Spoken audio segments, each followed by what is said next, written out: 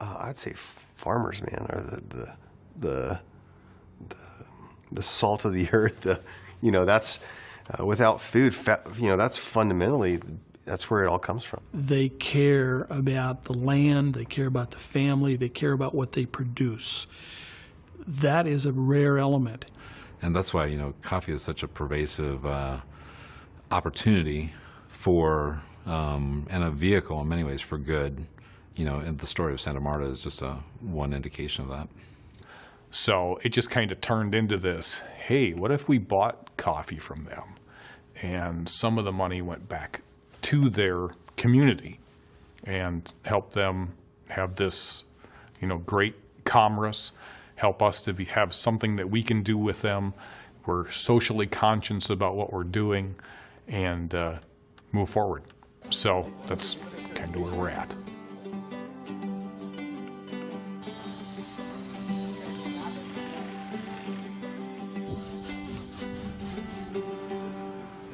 My name is Jonathan Dodd. I am owner and operator of New Earth Farm and Goods, also executive director of KPOS Inc., and then I also work at Westside Church as the missions pastor. It actually started in 2009. A friend of mine said we're going to have to close down our orphanage in Nicaragua. So I went up to the community of Santa Marta and saw the way that people were living and the struggles they're having there, and I thought, man, I can't just help the orphanage, I got to help this community too. I'd say about 7 years now I've been going to Nicaragua, different mission trips, just joining different groups that would go out there, and what we were interested in doing was starting to go to the same place over and over again. So that's how I kind of got associated with Jonathan, because I heard he was taking a trip out there, and then he had this idea that we would maybe go out to the same place again. The summer before I went down, so a year and a half ago, Jorge Soto was here and actually came out and we toured a number of organic farms for a day.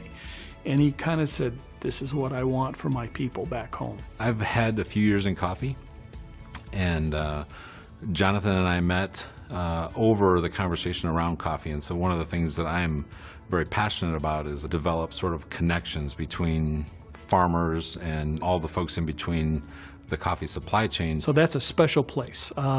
Santa Marta's got that, and they've got a good dose of that. Their cup is very full. Their cup has also got some issues. Quality water. We didn't have a lot to do with the farming or the coffee or anything like that. We strictly stay with the kids. But just to see, how bad their teeth are and how bad a lot of it is, I think, the water that they drink. Biggest project that we're working on is getting water to them, because they've all got dirty water. The water that they can drink, because they have to, isn't good for them. Like, it's keeping them alive, but it's also slowly hurting them. Then there's also the education for for the parents and for the individuals who may not have access to really say, you drink this water and you'll get sick. We actually worked with the community to put in a water catchment system that harvests water off of the school. That school has water now.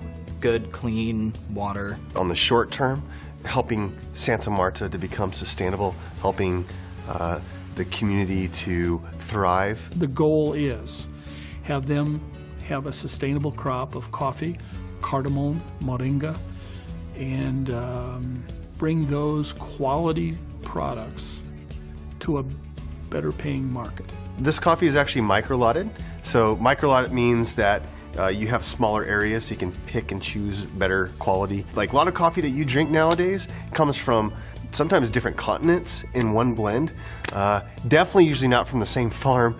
This is a micro-lot, means not only just from one farm, but within a certain section of the farm. Getting people to understand that direct trade with this micro place is really important. Just buying big box is not necessarily the answer. Think about all the communities that are dealing with this. It's not just a commodity. It's a passion, it's a love, it's a device that we can use to help grow both ours here in Omaha along with theirs in Nicaragua. And then here, maybe help them market some of their quality products. I think they are quality, and I think we just need to tell the story, because if we tell the story accurately, I think people will say, that's something I want to have a part of, that's something I want to support, that's something that I want to see succeed. If I was to go back to Genesis, I mean, that's what created to be stewards and vice regents over God's creation. In Genesis 2, God plants a garden and puts man in there to do two things, to avad and shamar, that is to keep it and to serve it. This is fundamental to being created as a human being.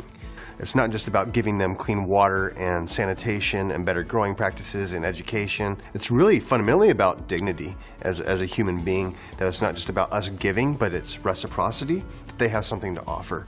And that's what I think is beautiful about the coffee, is that it's not just us going and giving them clean water, it's them having something to offer back in return.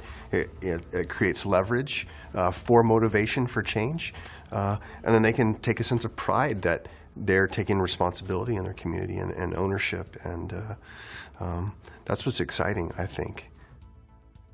Audio Jungle.